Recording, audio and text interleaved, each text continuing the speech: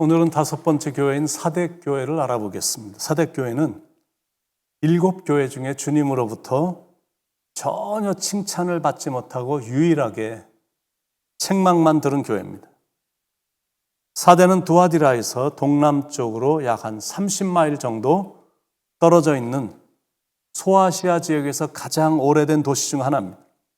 그런데 이제 워낙 위치가 좋고 언덕 위에 도시가 있었기 때문에 자연 경관이 유난히 좋았고 교통망이 모든 도시들과 다 통해 있어서 교통의 중심지라 세계에서 가장 큰 상업 도시였습니다. 그 결과 부가 이 도시에 쏟아져 들어온 겁니다.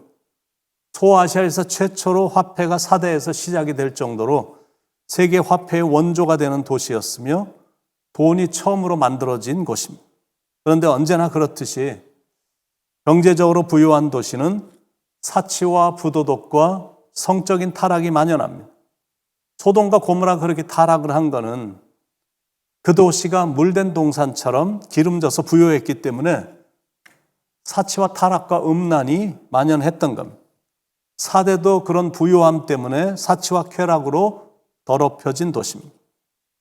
돈이 많아서 활기찬 도시이긴 했지만 돈이 많았기 때문에 사람들은 흥청망청됐고 사치와 쾌락을 추구하는 라이프 스타일로 인해 결국 하나님의 진노를 받아 대지진으로 인해 그 땅은 완전히 폐허가 됐습니다. 1절에 사대교회 사자에게 편지하라. 하나님의 7영과 7뼈를 가지시니가 이르시되 내가 내 행위를 아노니 내가 살았다 하는 이름은 가졌으나 죽은 자로다. 그러니까 사대교회에 대한 주님의 진단은 죽었다 그거였습니다. 충격적이고 치명적인 진단입니다. 죽었다. 살았다는 이름만 가진 죽은 교회다라는 것. 외형상 신자라는 명색만 갖고 있지 영적으로는 생명을 잃어버린 빈사 상태다라는 것. 왜 이런 처절한 진단을 받게 됐을까? 신앙생활하는 것과 실제 생활이 전혀 달랐기 때문입니다. 더 정확하게 말하면 말과 행동이 완전히 달랐기 때문입니다. 교회 와서는 와매는 하는데 세상에 나가면 완전히 세상의 가치관만 따라가는 아주 완전 회색 분자였던 겁니다. 경건의 모양은 있었을지는 몰라도 경건의 능력은 없었던, 그래서 주님으로부터 죽은 교회다라는 진단을 받았던 비극적인 교회였습니다. 주님이 사대교회에게 이렇게 권면하셨습니다. 2절에 너는 일깨어 그 남은 바 죽게 된 것을 굳건하게 하라. 너는 일깨어, 그 말은 긴장하고 정신을 바짝 차려서 그런 뜻입니다. 그 남은 바 죽게 된 것을 굳건하게 하라. 다시 꼼꼼히 점검해서 잘못된 길에서 돌아와 다시 믿음을 굳건히 하라라는 겁니다. 2절 내 하나님 앞에 내 행위에 온전한 것을 찾지 못하였느니. 사대교회는 주님이 인정하실 만한 그 어떤 장점이나 좋은 점도 찾아볼 수 없다라는 슬픈 말입니다. 3절에 그러므로 내가 어떻게 받았으며 어떻게 들었는지 생각하고 너희들이 대체 복음을 어떻게 받았는지 그 귀한 복음은 어떻게 들었는지 더듬어 올라가 보고 그런 겁니다. 지켜 회개하라.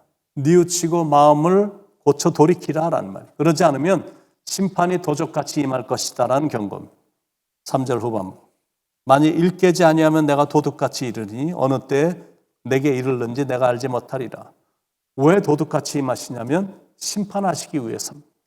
경고를 했는데 듣고 변하지 않으니까 주님은 도둑처럼 예고 없이 나타나셔서 심판하실 거다라는 경고입니다. 그러나 그런 마귀의 시험과 세상의 유혹에 흔들리지 않고 끝까지 믿음을 지키면 이렇게 3가지 축복을 받게 될 거다라고 약속을 해주십니다. 첫 번째 축복은 5절에 이기는 자는 이와 같이 흰옷을 입을 것이. 흰옷이란 하나님의 백성의 예복을 말합니다. 이런 복을 받게 될 것이고, 그 다음에 내가 그 이름을 생명책에서 결코 지우지 아니하고 천국에서 영생을 얻게 될 것이며 그런 뜻입니다. 그리고 이어서 그 이름을 내 아버지 앞과 그의 천사들 앞에 시인하리라. 어린 양의 혼인잔치에 초대를 받게 될 것이다 라는 축복입니다. 6절에 귀 있는 자는 성령이 교회들에게 하시는 말씀을 들을지어다. 그러므로 성령님이 하시는 말씀을 잘 듣고 깨달으라라는 말입니다. 사대교회를 보면서 느끼는 바가 많습니다. 사대교회가 어떻게 시작이 됐는지 전혀 알려지지 않았습니다. 많은 주석가들은 사대교회는 사도 요한의 전도로 세워졌다라고 말들을 합니다. 근데 그거는 그렇게 중요한 건 아닌 것 같습니다. 왜냐하면 더 중요한 게 있죠. 왜 사대교회를 요한계시록에 등장시켰느냐. 이제 이게 중요한 건데, 그건 아마 그 교회가 말세교회의 모습 중에 하나라는 걸 보여주기 위해서가 아닌가라고 생각을 해봅니다. 7교회 중에 성적표가 가장 안 좋았던 교회, 영적으로 가장 초라한 교회. 그런데 자세히 묵상하면 그런 형편없는 교회였음에도 불구하고 주님은 포기하지 않으셨다라는 게 이게 핵심입니다. 계속 그들에게 기회를 주시면서 끝까지 믿음으로 이기기를 원하셨던 그게 하나님의 마음이십니다. 그래서 영적 교훈 첫 번째는 꺼져가는 촛불과 같은 초라한 교회도 주님은 포기하지 않으신다. 그 교훈입니다. 주님이 우리 모자이크 교회에 찾아오신다면 뭐라고 말씀을 하실까? 1절 후반부에 나오는 말씀처럼 내가 내 행위를 아노니 네가 살았다 하는 이름은 가졌으나 죽은 자로다. 혹시 사대교회 같은 거는 평가를 받지 않을까? 아니면 괜찮은 편일까? 혹시 사대교회처럼 외형적인 것과 숫자에만 관심을 기울이는 교회는 아닐까? 그동안 살펴본 교회들을 보면 주님은 교회 사이즈에 대해서는 언급한 게 한 번도 없으십니다. 아니, 너희 교회는 왜 이렇게 교인 숫자가 그거밖에 안 되냐? 이런 거 가지고 따지시는 질문도 안 하시는 하나님이십니다. 주님의 관심은 이런 퀀터티, 양이 아니라 퀄리티, 질입니다. 더더욱 말세인 양이 아니라 질입니다. 영적으로만 이렇게 질이 좋아서 살아있다면 희망이 있다라는 겁니다. 그런데 오직 외형적인 것에만 충만하고 노다지 과거 이야기만 하고 있고 복음 전파나 선교는 뒤로 하고 자리 다툼이나 하고 있다면 본질은 뒤로 하고 비본질적인 것에만 관심을 갖고 있는 거니까 그건 살았다 하는 이름은 가졌으나 죽은 교회다라는 것. 그래도 한 가지 놀라운 게 있는데 사대교회는 또 나름대로 소수지만 정예부대 같은 참 좋은 신앙인들이 있었다라는 것. 그래서 그나마 희망이 있었던 거고 그런 이유 때문에 주님이 계속해서 기회를 주시라고 하신 것이다라는 것. 4절에 그러나 사대에 그 옷을 더럽히지 아니한 자 몇 명이 내게 있어 흰 옷을 입고 나와 함께 다니리니 그들은 합당한 자인 연고라.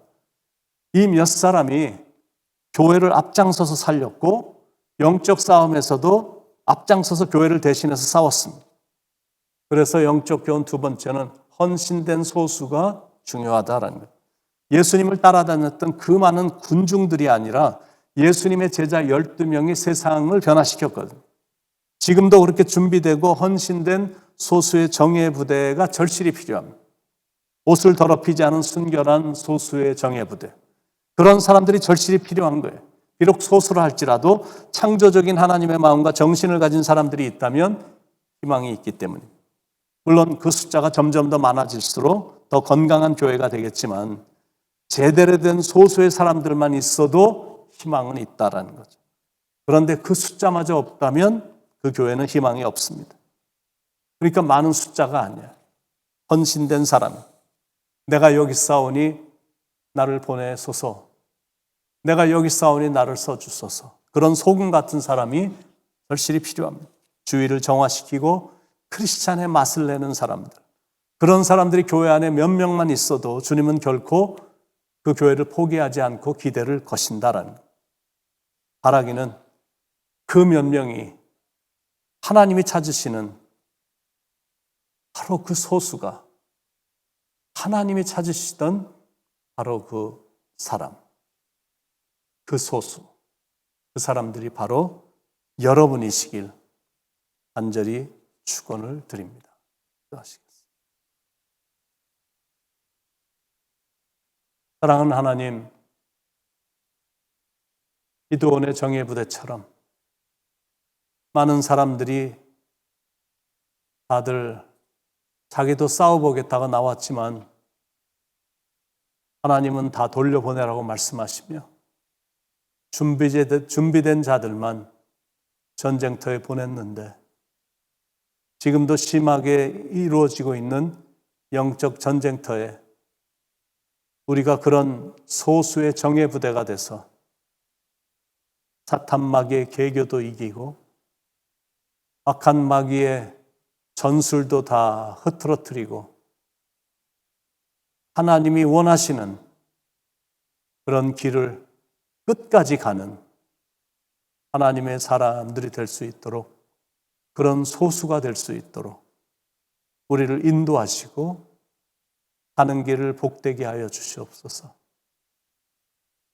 그렇게 주님이 쓰기를 원하시는, 보내기를 원하시는 사람이 바로 우리이기를 원합니다.